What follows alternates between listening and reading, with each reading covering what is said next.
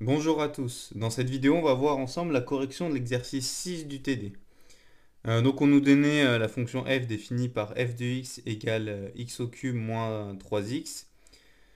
Donc pour la première question, on va remplir le tableau ensemble. Donc c'est juste l'utilisation de la calculette. Je vous ai juste demandé de faire un des cas à la main, calculer f' de a à la main. Donc ça, c'est dans la correction qui est sur Perl Trees. Donc nous, on va remplir simplement tout ça à la calculette. Donc première chose, ce qu'on va faire, on va rentrer, on va calculer les valeurs de f de a. Pour ça, donc dans notre fonction, dans notre calculatrice, pardon, on va dans l'onglet fonction, on rentre notre fonction. Donc c'est x au cube moins 3x.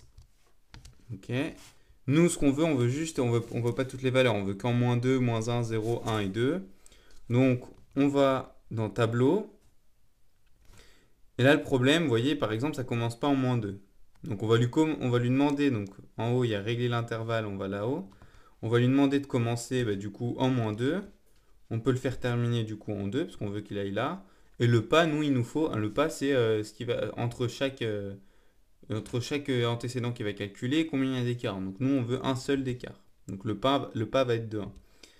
Donc du coup, on a les valeurs en moins 2 jusqu'en 2. Donc maintenant, on a juste à recopier. En moins 2, eh bien, ça vaut moins 2. En moins 1, ça vaut 2. En 0, ça vaut 0. En 1, ça vaut moins 2.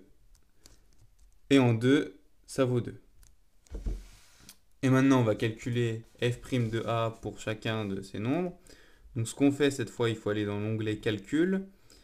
On a dit pour calculer les nombres dérivés, il faut aller dans l'onglet outils qui est ici. On va dans l'onglet outils, calcul. Donc le premier diff f de x a. On rentre notre expression, donc c'est x puissance 3 moins 3x. Et on veut le premier point dans lequel on veut, c'est en moins 2. Donc du coup, pour le premier, déjà en moins 2, ça vaut 9. Ensuite, on va regarder en moins 1. Donc là, on peut faire quelque chose donc, qui est disponible sur la calculatrice Numwork, c'est copier-coller. Donc on va aller là.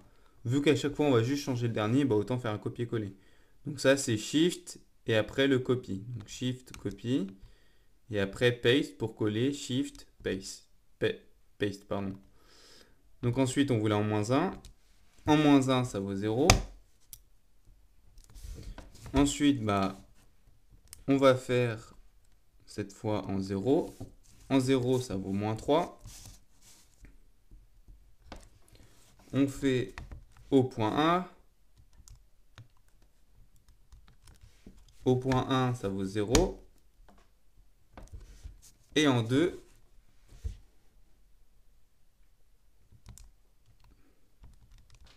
ça vaut 9. Ok. Donc voilà, on a pu déjà remplir notre tableau. Donc maintenant, dans la question 2, on nous demandait de déduire une allure de la courbe de représentative de f. Pour ça, on va déjà placer donc, tous les points de coordonnées a, f de a, donc tous les points qui sont sur la courbe de f, et tracer les tangentes en chacun de ces points, vu qu'on connaît la valeur de f' de a. Donc on va déjà placer tous les points de coordonnées a, f de a. Donc en moins 2, on sait que ça vaut moins 2, donc on a un point ici. Ensuite, en moins 1, ça vaut 2. Donc on est ici. Ensuite, en 0, ça vaut 0. Donc on est ici. Et en 1, ça vaut moins 2. On est là. Ah oui, il y a 2 aussi. Et en 2, ça vaut 2. Donc du coup, la courbe ressemble à ceci.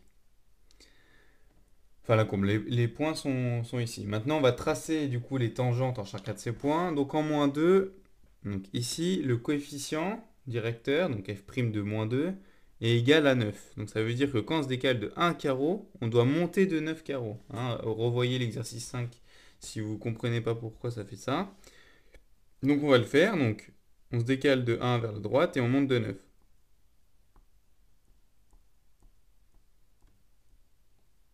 Donc on se retrouve ici, si j'ai bien compté.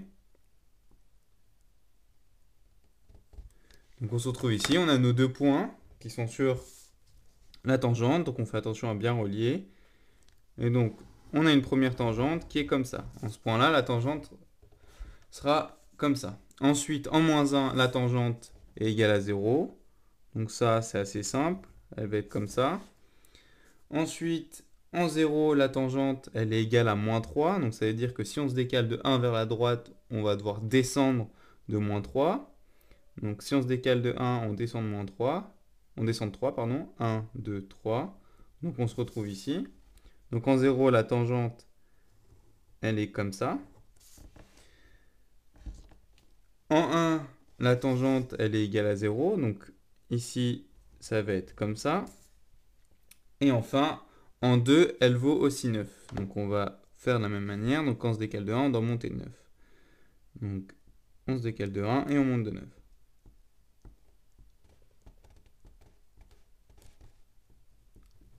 Donc on peut relier ces deux points pour avoir la tangente en 2. Et voilà. Donc maintenant, grâce à toutes ces tangentes, on doit en déduire une allure de la courbe. Hein, ça va être qu'une allure. Pourquoi on peut en déduire une allure de la courbe? Parce que la tangente, du moins localement, elle donne l'orientation de la courbe. Okay, donc on sait qu'elle va devoir plus ou moins se caler par rapport aux orientations de la courbe.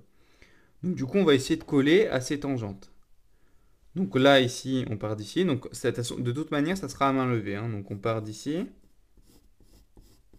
Ensuite, ici, elle va changer de variation.